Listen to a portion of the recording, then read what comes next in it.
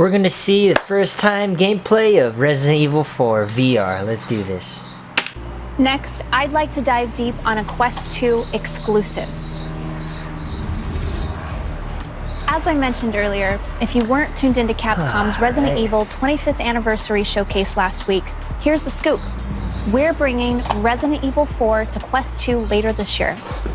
Resident Evil 4 originally debuted in 2005 on GameCube, and in the 16 years since launch, it's continued to inspire games, movies, and the survival horror genre. Now, the content of the game's not going to change. We wouldn't mess with such a winning formula. But we also don't consider this a traditional port. My colleagues at Oculus Studios are working closely with Armature and Capcom to rework the entire game for VR. Where's Resident Every Evil at? corner of the world is being enhanced and remastered to feel fresh and exciting to OGs and to new fans alike, by ratcheting up the suspense as only VR can. Oh, she's Prego. I just noticed it. Oh wow, look at that. The most obvious differences between playing RE4 in VR and on console is the shift in perspective and interactivity. Only on Quest 2 Wow. will you be able to play RE4 from Leon's first-person perspective. And the touch controllers will allow you to interact with the world in a fundamentally new way from how it's played on console. For example, items and weapons have been re-engineered to become physical objects that players can interact with, so that you can pick up things like ammo, keys, and treasures, as well as load, aim, and fire weapons in VR. You'll also be able to switch weapons by grabbing them off your body instead of going into a menu. And you can wield separate weapons with each hand. Even RE4's famous menu is no longer a pause screen. It's an interactive tool. A ton of effort has gone into making weapon interactions smooth, satisfying, and responsive, including two-handed weapons like shotguns and rifles. Too bad you can't roundhouse kick people. Let's talk about the movement system now. Punch them. We didn't want the shift from third to first person to change the fundamental way Leon moves or collides with the world. You'll still move in first person by using the analog stick, but Armature has added a full upper body rig on top of Leon's character to combine his movement with the dual-handed interactivity achieved with touch controllers. If you don't want to use the analog stick to move freely, Armature even added support for teleportation, as well as room scale movement, so that you can explore the environment with natural It's like another motion. Leon popped out of his chest. And of course, one of our top priorities is to ensure the experience is comfortably played while seated, and with a ton of comfort options at your disposal to try out. As I mentioned earlier, RE4 debuted on GameCube 16 years ago, so you might be wondering, how in the world are we bringing the core systems from the original over to Quest 2? Well, first, it takes passion. The teams at Oculus Studios, Armature, and Capcom are all longtime fans of the game, who are accepting only the best results.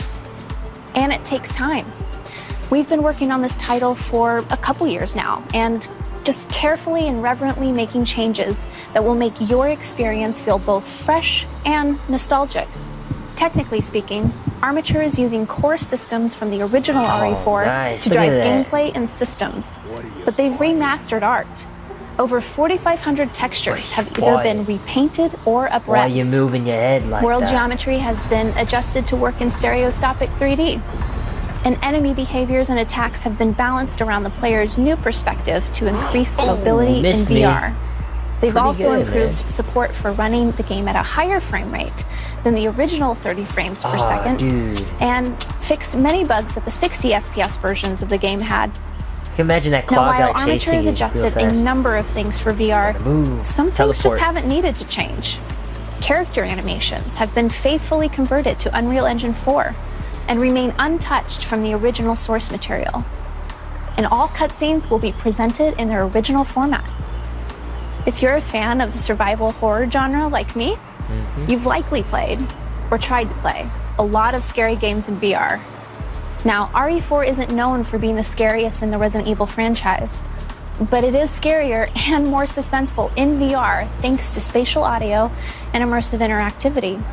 Armature has manipulated aspects of the original RE4 audio data and have used it instead as 3D spatial sound. So when you hear noises like crows, voices, and creaks, Gets louder. you're going to want to turn your head to see if there's a threat.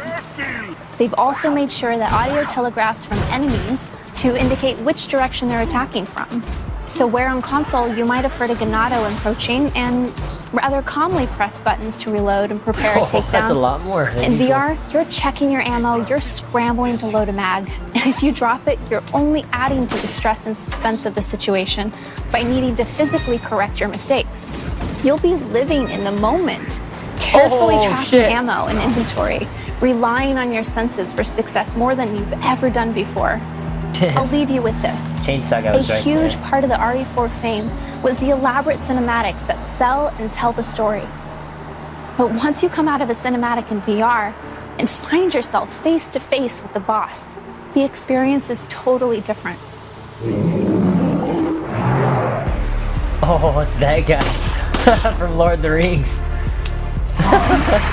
Oh, I could straight talk up. for a lot longer about this game, but we've got to move on because there is more to share today. But stay tuned for more Resident Evil 4 updates in the lead up to its launch on Quest 2 later this year. Alright.